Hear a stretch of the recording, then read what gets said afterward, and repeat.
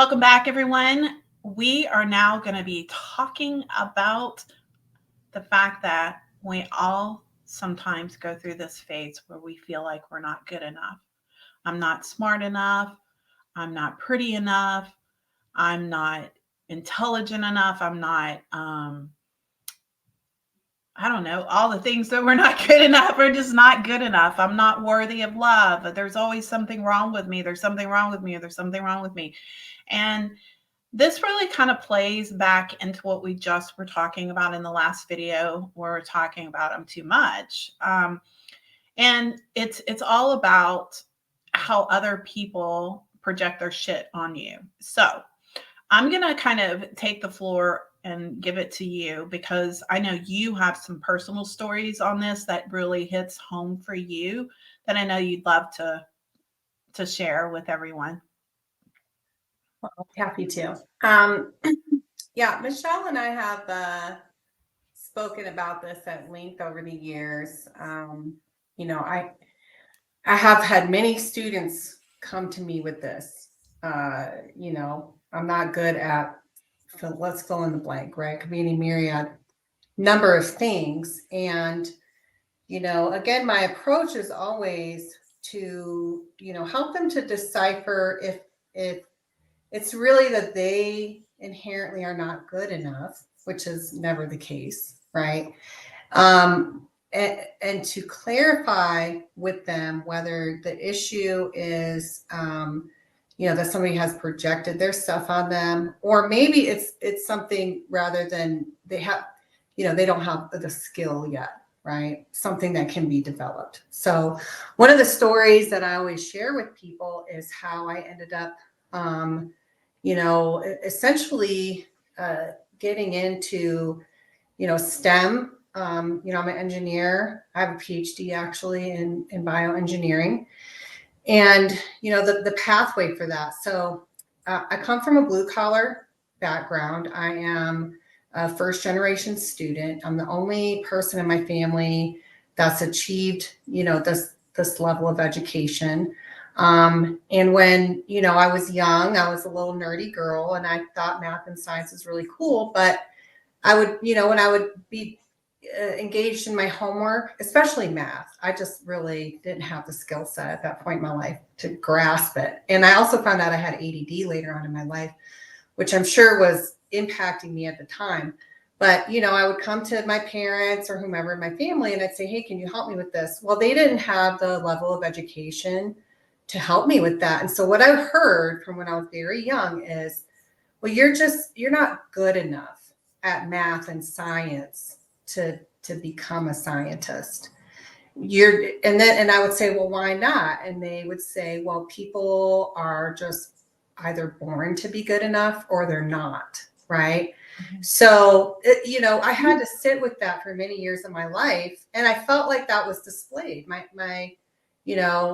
performance in these areas was just not great. And on top of that, as I mentioned, I had been diagnosed with ADD later on in my life. A third grade teacher of mine actually keyed into that during my early school years and tried to approach my parents about it. And this was like in the 80s when all the Ritalin stuff was going on. They're like, we don't want the government, drugging up our kids. So I got no help, no assistance, right? And I was super bummed. I was like, man, I would study stuff like theoretical physics because I could grasp things theoretically. It was just the math I couldn't do, and I sucked at, being able to pay attention for long periods of time and retain information.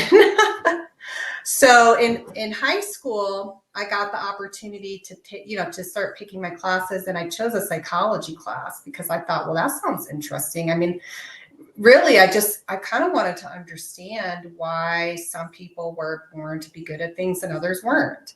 And, through this high school level class, I became exposed to concepts like nature versus nurture.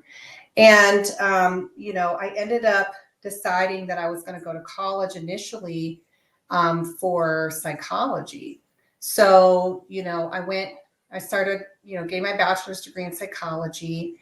And then I had this wonderful professor who, I took a biopsychology class with, who essentially just came in and said, look, some of you are going to want to go to grad school at some point. You're going to need internships. I got internships in my lab. And I was like, ooh, wow, that's cool. Like I could be sciencey still. So Yeah. this is how I ended up getting into studies of like neuropsychology, right? And that really helped me to learn even more about how the brain works, and really, really how, we're born with a certain deck of cards, but we can change our future essentially, right?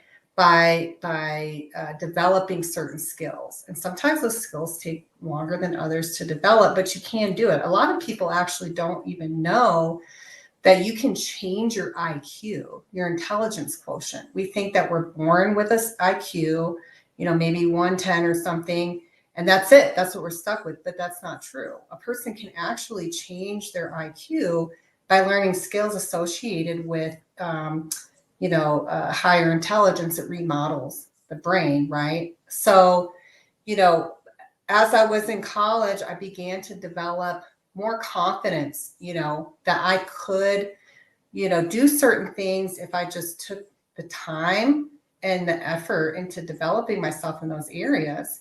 And by the time, I had my son and he was old enough to go to preschool and stuff, I decided I was going to go back to school and get a PhD. I thought I would always get one in psychology, but by then I was getting guidance essentially to go into engineering. And I would literally have this conversation, right? I'd be in like, a spiritual state of getting guidance.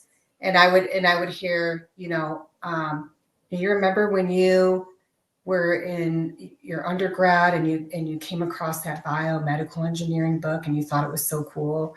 And I'd be like, yeah, well, that's because you're supposed to do this. And I would say, I can't do that. And then I would get, well, why? And I would say, well, that's a heavy math and physics intensive pathway. I've literally taken algebra 4 times in my life. I'm not cut out for that. And then the spirit would say, okay, well, you know what? This is your path. You can choose though if you want to go on it or not. And at that point in my spiritual development, I was like, it hit me like really hard in the chest. I was like, Don't you hate it when you're like, dang, you know? I was like, okay, okay. So I remember when I went back to school, the first day I was on campus. Now, mind you, I had to actually go back to school for 3 years just to get the math and physics requirements that I needed to pursue a graduate degree in engineering. Right? I came from a soft science background. It was that, it's like that heavy.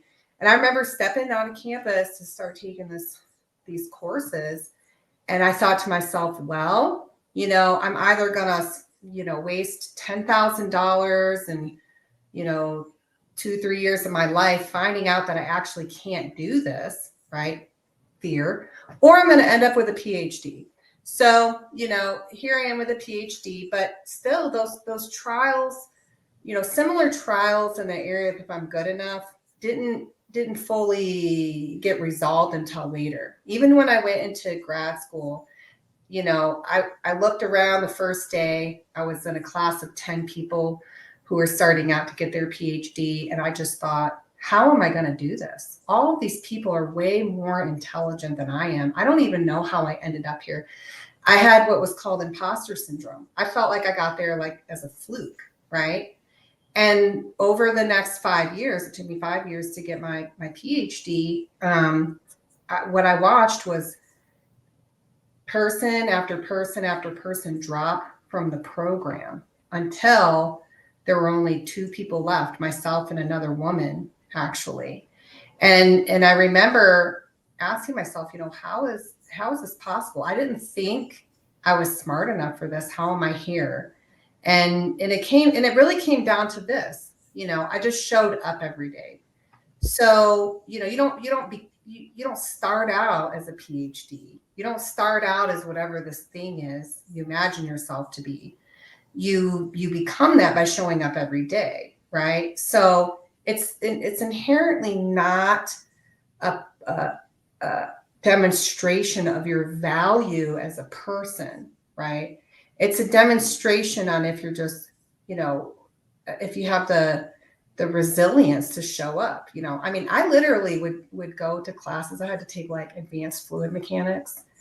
Let me just tell you, for people who have no concept of what I'm talking about, even for engineers, when I say that, they're like, I would leave class. I would literally leave class sometimes, go in the bathroom and cry for like 10 minutes.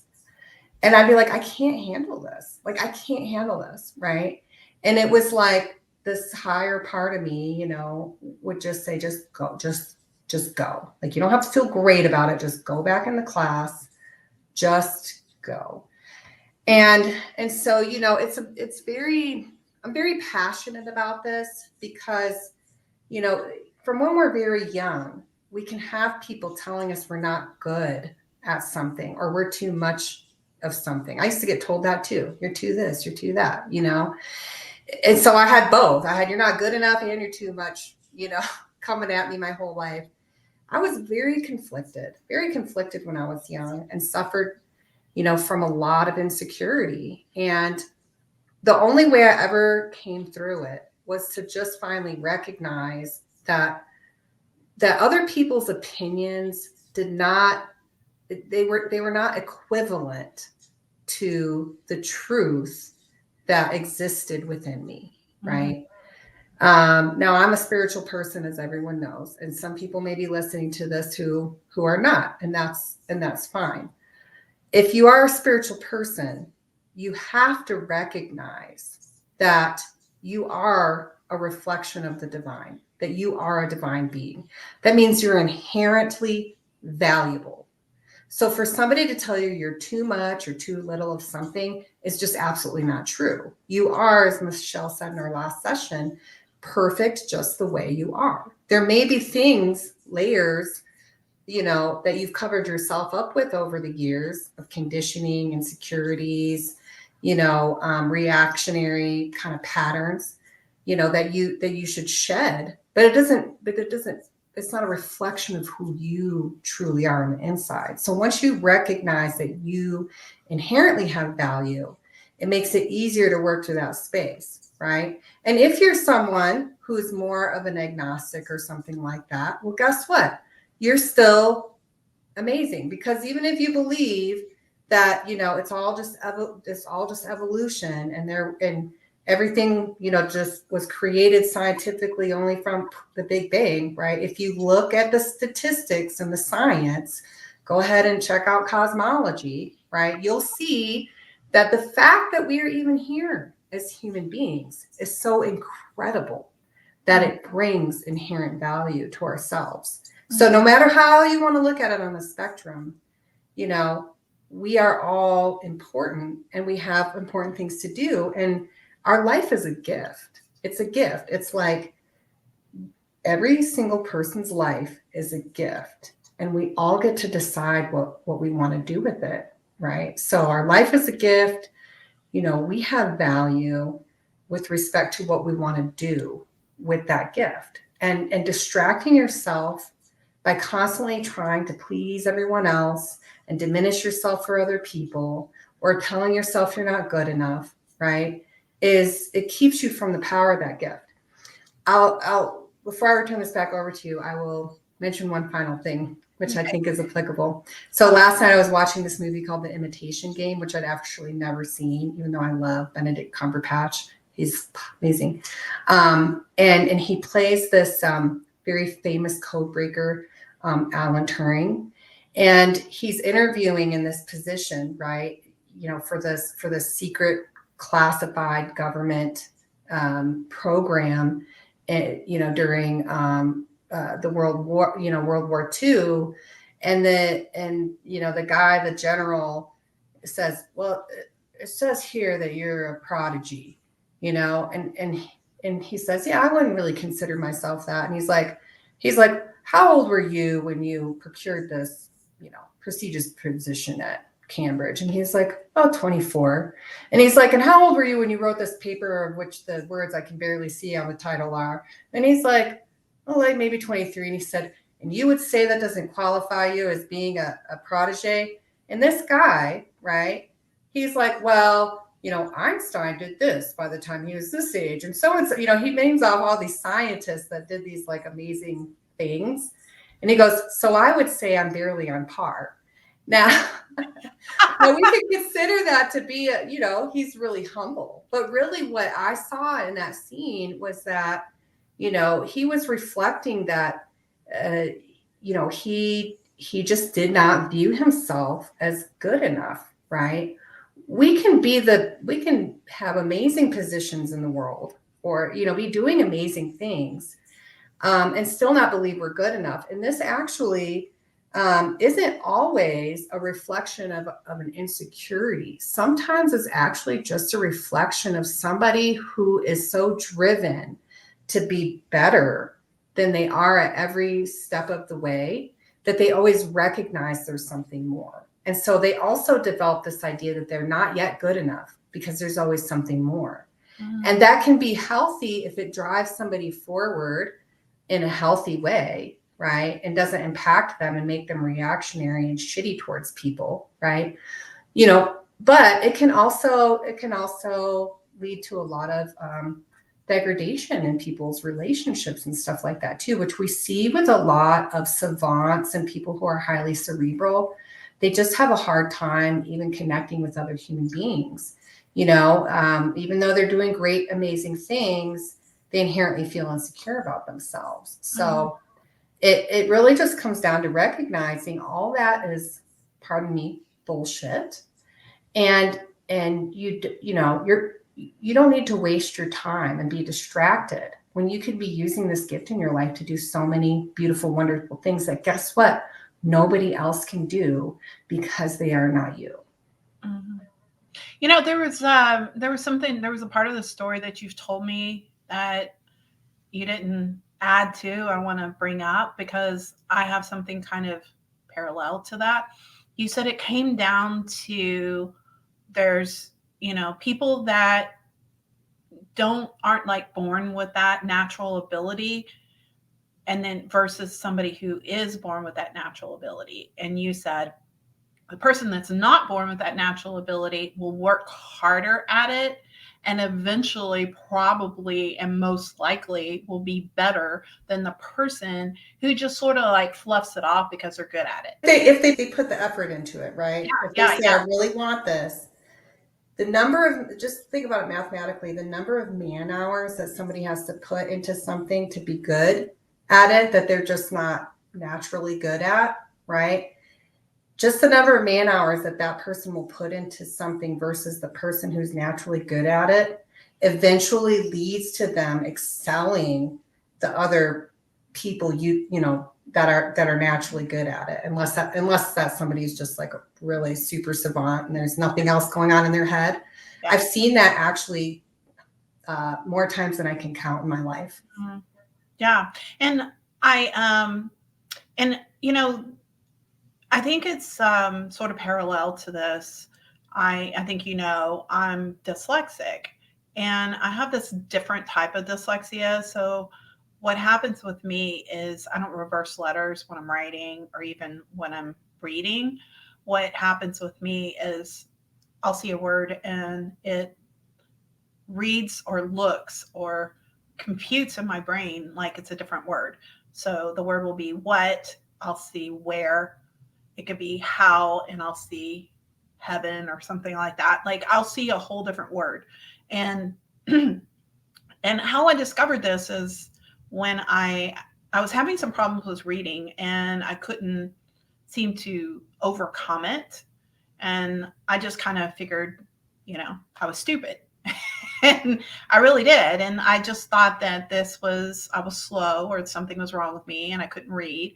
And when I graduated from high school, I was doing a lot of driving back and forth to work, and I was on a freeway, and I would see this billboard, and every time I would pass by the billboard, I'd read it, without trying to, it's just there in front of you. And I think, well, that doesn't make any sense. And I read it again and I really start focusing. And the more I focused on it, then I read it correctly. And I thought, oh, now that sentence makes sense. Then I started to realize that, oh, what is happening here? So I, when I realized that this was what my brain was doing, there was a book that I wanted to read that was really thick and really complicated, but I was really interested in reading it. And I couldn't even get past the first page because I couldn't comprehend what it was saying because of the dyslexia. So I decided that I was going to do something different. And I decided to look at every single letter. So when it's the word the, I would see THE, and I would just tell myself THE is the, because I knew, like, if I was to spell it out like that, I knew what the word was. So I was forcing my brain to recognize what the letters were and then come up with a solution. And then I took a speed reading class, and eventually I ended up learning how to run through that very quickly. So instead of going THE, so I wouldn't, when I'm reading out loud, I'm not going to go the spiritual, like it doesn't work like that for me. It's a lot faster. It's like my brain moves through it very quickly. It's like like THE is very fast, spiritual is very fast. Every one of those letters get recognized. My brain literally goes to every single letter. And if, in the very beginning, I would have to put my finger under every single word and run my finger underneath it just so I would make sure that I did this. But I taught myself how to read differently. and and every so often it'll kind of bump up against me if it's a word that I don't really see very often. My brain will kind of like do something really bizarre. but but I have I read out loud all the time, and it's not a problem. I thought that I was stupid, but I'm actually not. I'm actually quite intelligent. Just needed something different for you need to give your brain a different pathway forward. And, for those of you out there that are listening that have learning disorders or non-neurotypical in some way, like you have presentations of ADD or something, in case you did not know this, and I've come to learn in life that things which have become obvious to me are not to others. The way that we're taught in our general education system is not actually formulated to attend to people who have non-neurotypical presentations, right? I've actually had to go through this with my son, essentially going toe to toe with his schools my entire life, to get to leverage for him the resources that he needs, because the school system doesn't have the infrastructure set up to provide, the skills to kids like him. He also has ADD like I do. And now that I've been diagnosed with it and I researched it, to a more in-depth degree and understand it, I can recognize, similar traits and patterns within him, and, give him, the tools necessary, and then go to his school, right? You have to advocate for yourself and others. And, and recognize there's a lot of tools available for you. You may, if you're not neurotypical, you may just need to do it a different way. Like when I was in grad school, I wish I had keyed into this when I was in college, for the love of goodness, but I just recognized there's no way I can sit through a lecture that's 2 hours long, like statistics or something, like so dry. With my ADD, if it doesn't stimulate me mentally, I'm out. That my brain is not in the room, right? So I started recording the lectures. I would literally sit there and just record the lectures and watch the teacher. And if now I was bored, and starting to check out, I'd do something else. I'd draw, I'd write, I'd answer some emails, right? And then when I would get home later on, what I would do is I'd sit with my laptop and I'd listen to about 5-10 minutes of the lecture and I'd type it out, right? I'd type out my notes then. And then, once I got bored with it, I'd just shut it off. and go do something else. I'd fold some laundry or whatever, then come back to it. So I had to have multiple sessions, sometimes like 8 to 10 sessions of sitting through that lecture. But I was providing my brain a pathway by which to, I could leverage the time it would pay attention, do some other things that helped me to get it out to see if I understood it. If I didn't understand it, I would go I could research it right there on the internet, or email the teacher, right? It wouldn't leave me to consider doing that. And I excelled in school when I started doing that, right? You have to think outside the box, right? Just because you don't fit inside of a box a society has created for you does not mean you have to think inside that box or keep yourself That is inside that exactly box. right. That's exactly right. And I've learned that for myself, and I've realized how I learn, and I had to shift the way that I try to memorize things or program it into my brain in a way that it works for me. So part of the reason why I ask so many questions or I dive into a subject, sometimes even out of frustration, you know, but it's like, I still don't get it. I still don't get it. And I'll get a little like anxious about it. Like, I don't get it. I don't get it. I don't get it. But what that does is it either moves me into a pursuing the information pathway, or I'm literally going from person to person going, can you explain it, until I find somebody who can make that connection with me. And once my brain makes that connection and somebody applies that information to me the way that my brain connects it, it and then it's there forever. I don't have to do anything. I don't have to sit there and study. I don't have to repeat it a zillion times. It's literally a matter of I have to be able to understand. I've got to like see it play out. And I've like sometimes when I've studied with my friend Carrie, she's experienced this with me, where she's like seeing me get frustrated. I still don't get it, and she'll explain it. I still don't get it. And she'll explain it. I'll go, I still don't get it. And then she'll go, okay, let me try it a different way, because I know that you have to visualize this. And so she'll like try to paint the picture. And then when she does that, then all of a sudden I'm like, oh. It's like if I can if I can see it played out, then it's there for life. And other people, they literally have to, like, the way that she learns is by coming up with little phrases that help her. Like, Yeah, for they're instance, called mnemonics. yeah, she'll say, like if she's trying to remember Pluto Aquarius, we rise together, she'll she'll say something like Pluto went to space and da da da da da, and he met with, like she comes up with it. And I'm like, that didn't work for me. I'm not, like It you're works for her, right? mm, So everybody has right. something different. Another thing with Mm, her that I think is awesome mm, is she cross stitches to help mm, her to integrate stuff. And I remember her telling me about this at first, and I said, you're a visual learner, but you integrate your information through, the kinesthetic component, don't you?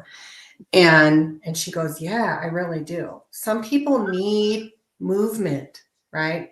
Like some people need to have that. Like my son was taking this math class and the teachers had him like get up and essentially, I guess I'll consider it like YMCA, an equation they were learning in their class. And he just couldn't stop talking about it. He thought it was the coolest thing, and it was what clicked with him, mm, right? So you have to find out what clicks with you. You just have to be able to listen to yourself and ask yourself, mm, how is it that I really retain information, and and be comfortable. If you need to go and ask 10 people, ask 10 people. And if somebody comes up to you and they're like, why do you got to ask 10 people? You just say, well, you know what? Because I haven't found somebody that can explain it to me in the language that I need. And I'm driven to find this out, or I need to know this for my job. So I'm doing my due diligence, right? Don't let somebody come make you feel insecure about you working your path. Once you figure out what your path is, then you can streamline it, right? Mhm. You can identify the people that will be able to help you and why.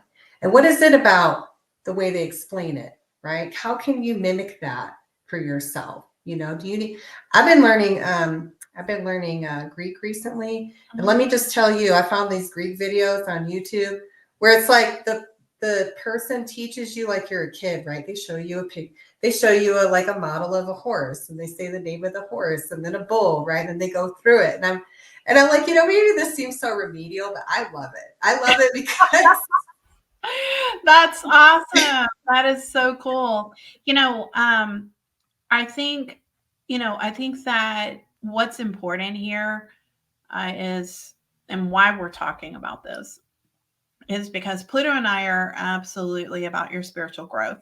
And the bottom line is that for you to grow spiritually, you have to do the inner work. And the inner work comes down to all of your fears and all of your insecurities have to be transmuted.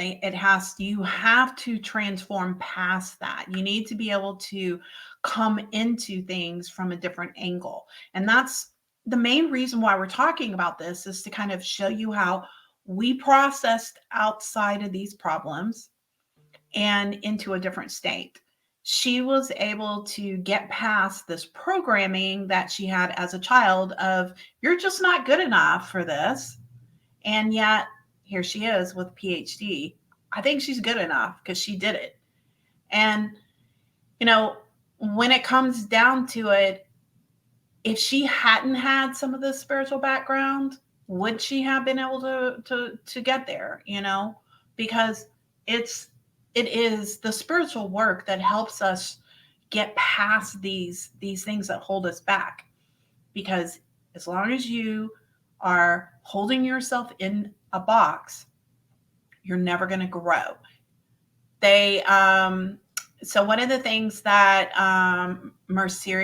Mercurio and I were talking about is this one Bible scripture that was really powerful to me. It got brought up in a mentoring session with one of my other proctors, and it was about the path is straight and narrow, and it talks about I don't even know, I have to look up the scripture now, but it's about that narrow path, about the wide path that everyone goes through, and that's where everybody's going to go. They're going to take the easiest route.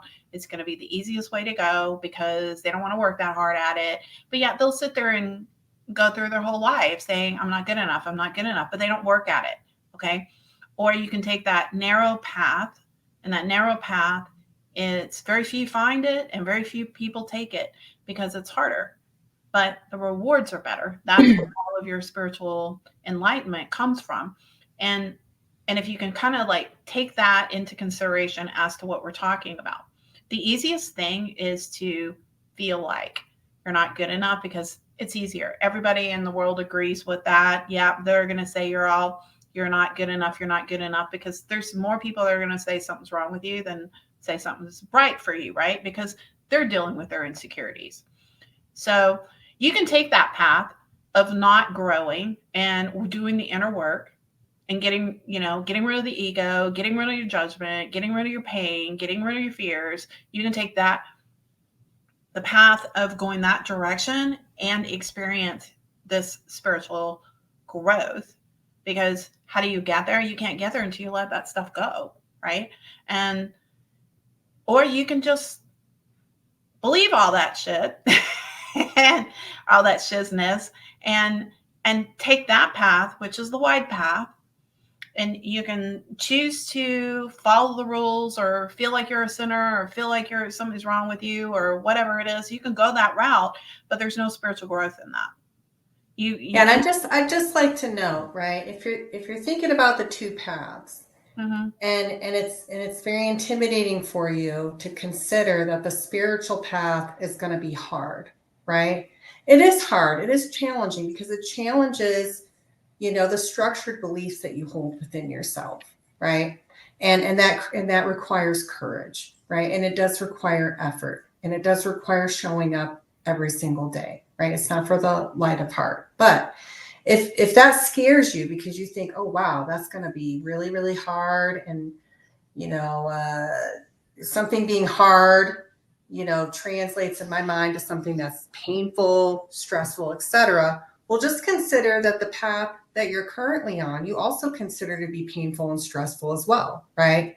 So what are you going to do, right? Are you going to you're on one or the other. You're either on the painful, stressful path that leads to nothing, right? Or very minimal beneficial results as you go through this kind of evolutionary struggle through life, or you enter onto the pathway that might also be initially challenging and stressful for you, but you will see returns, and they will in your life will get better, and you will become more firm in yourself, and you will become more confident, and you will become more in touch, right? So both pathways are hard, stressful, and challenging. One of them gives you an exit point. The other one keeps you in the same space, right? Mm-hmm. And I don't want people to think the spiritual path is all like all the time. No, it's periods of time where you're working through something specific. But when you come out of that change, it's very beautiful, and it gives you more courage for the next phase that comes in. And that is something I can tell you do not experience on the wide path, right? The wide path is the same, and you know what it's like. You've been there your whole life, right? Mm-hmm. Insanity is when you just keep trying to do the same thing over and over again without changing it, right? Why don't you give yourself the chance to do something that is going to bring some real fulfillment to your life? Yeah, absolutely. I totally agree with you. Absolutely. And I can tell you personally, with one of my mentoring sessions that I had with my other proctor, one of the things that I said to him was how surprising it is when I come out of it. I said, I'm walking around thinking, I'm so good. I couldn't be better, feeling so good and feeling so light. And I'm like, yeah, I feel good. I feel so good, and I'm just happy at the fact that everybody I know is miserable and I'm not. And so for me, that's like feels so good. But then I go through not that we don't want people to be miserable, but right? It is nice when you're sitting around in a whole basket of misery with people, and all of a sudden you're like, oh, I don't have to feel that way, and now I don't feel that way anymore. Yeah, and here I am, feeling good. And I'm feeling really good, and I'm like proud of myself for being different and feeling so good and so light and so happy and taking every step of my day feeling good. And all of a sudden this tsunami hits me and I end up having an emotional breakdown. It's like, and then, texting you going, I need you, and it's like, it just hits me like a storm. And, but I conquer it immediately. And boom. And then I come out of it even higher. That's because it's a test. A lot of people don't get this part. Once you go through the transformation, people think in their mind, okay, but once the transformation is done, it's done. No, there's a final exam.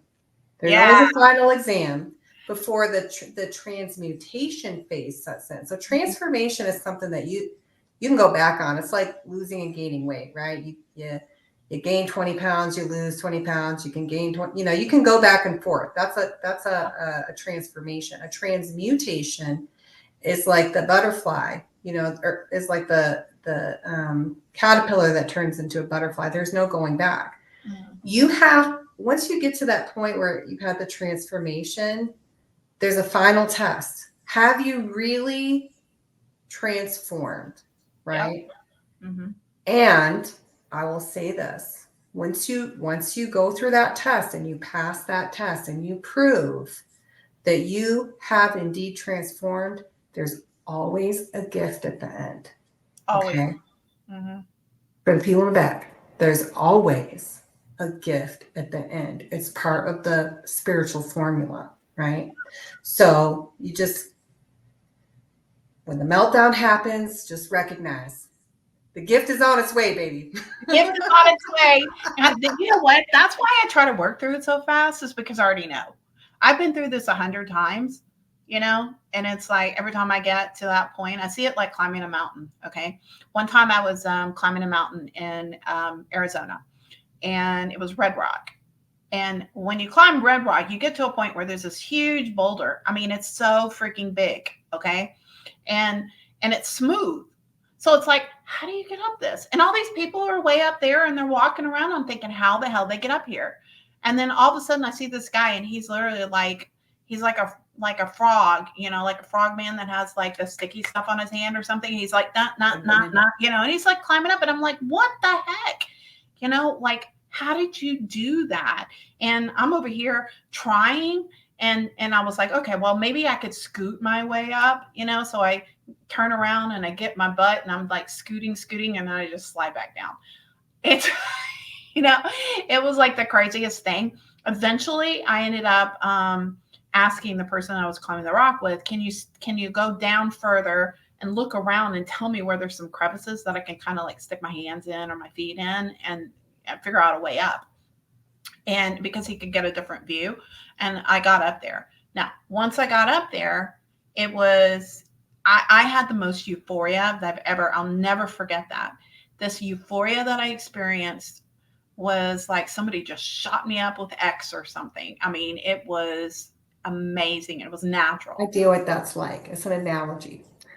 Yeah, I've never done X, but I've heard what it does. And I know what that should feel like. I know what it should feel like. No, I mean seriously, everybody always talks about it. They call it a euphoria. I've personally, I'm not a drug I person. gotta, I gotta crack jokes. I gotta crack jokes. I'm a joke. I'm a And you joker, can people. Michelle, Okay. you know, like, what are you doing on the weekends? Well, sounds like we're gonna do some X, girl. What? I don't have to do X. I got my own euphoria that I can pull out of my bag. You don't need it when you're in the spirit, truthfully. Tell me about it.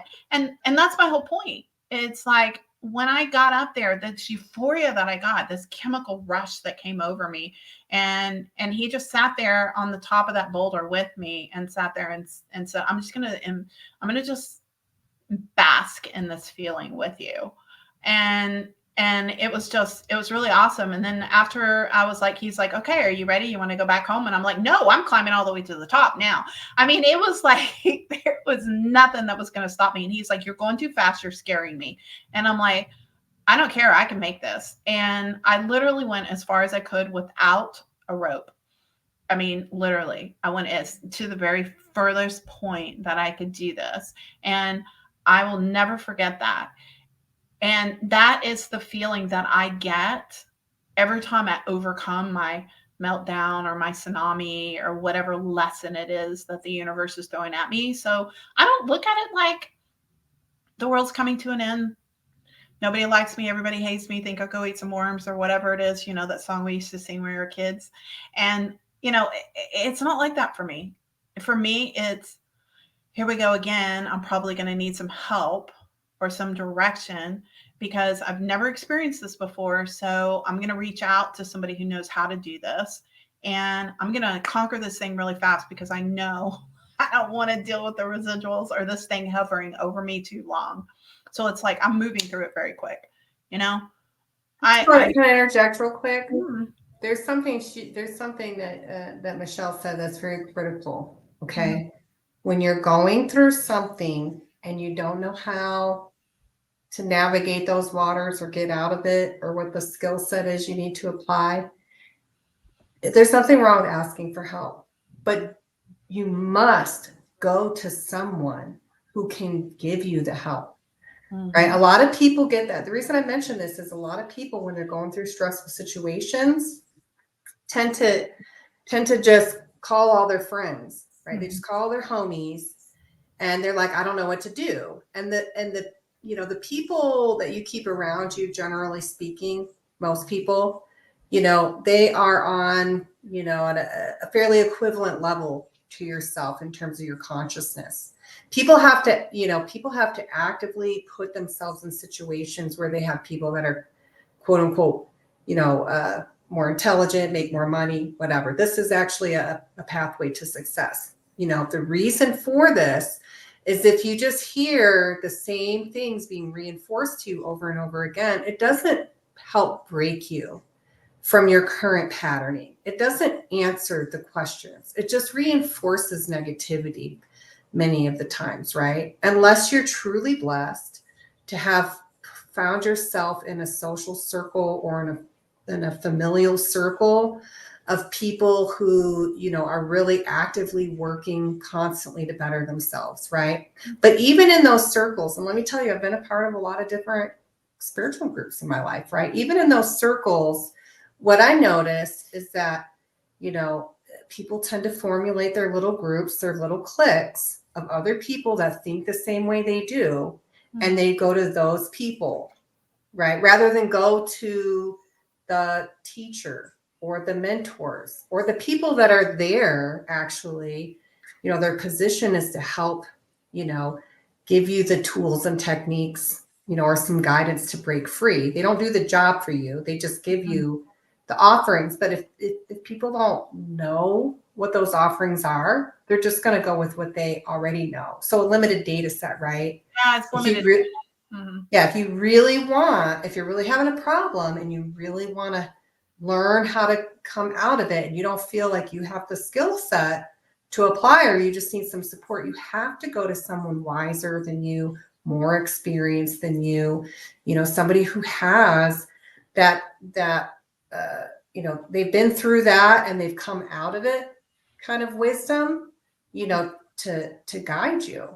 It's so very critical. If you put yourself So true. in an echo box, it's not going to do you any good. Yeah, I don't. I told one of my clients, I said, I have a lot of people in my life, and each one of them is good at certain things. And depending on what I'm going through, that's who I call.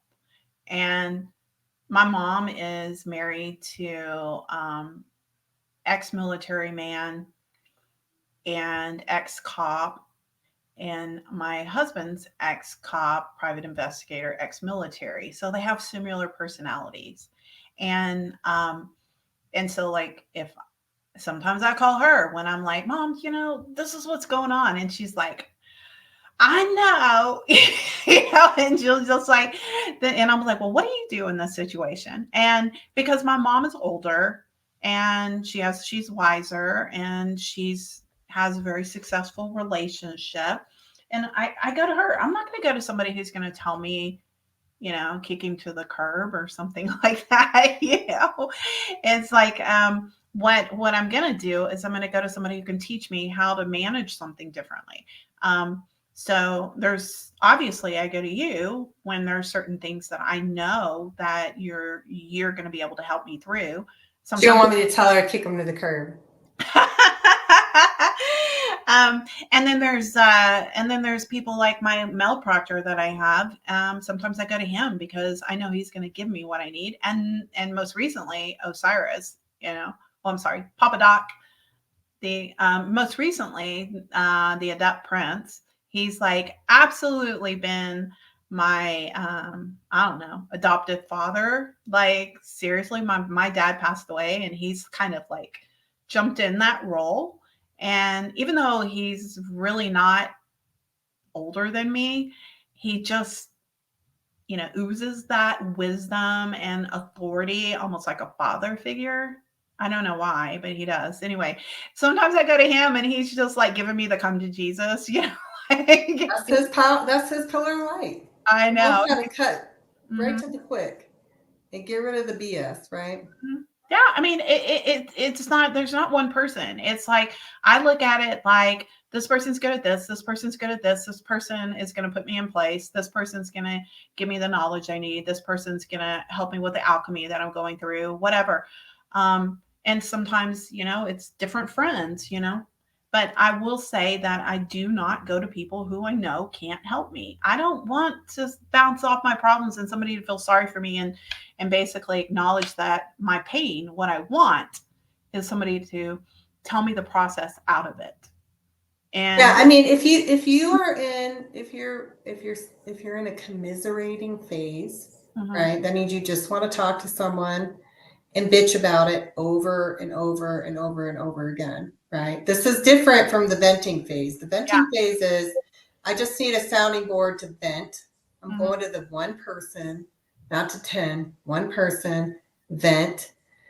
That's what I needed to get it out. Now I'm going to go work it out. The commiseration phase is when people want to go from person to person and person, 10 people, and then they go back around, right? Mm. And it's like days, weeks, months later, they're still talking about it. If Yeah. you're in a commiseration phase, or that's been established in your social group as the proper way to deal with things, right?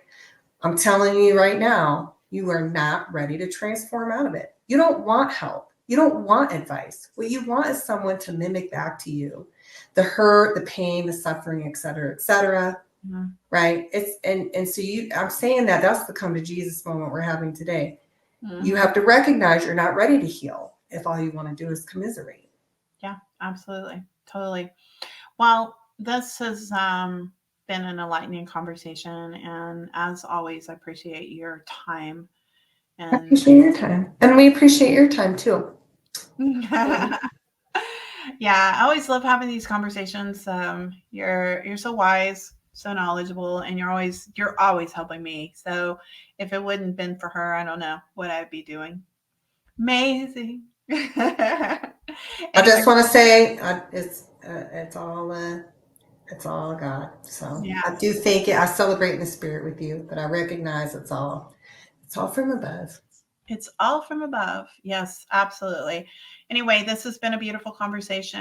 I hope you guys got something out of it, and we will see you in the next episode. Have a beautiful day.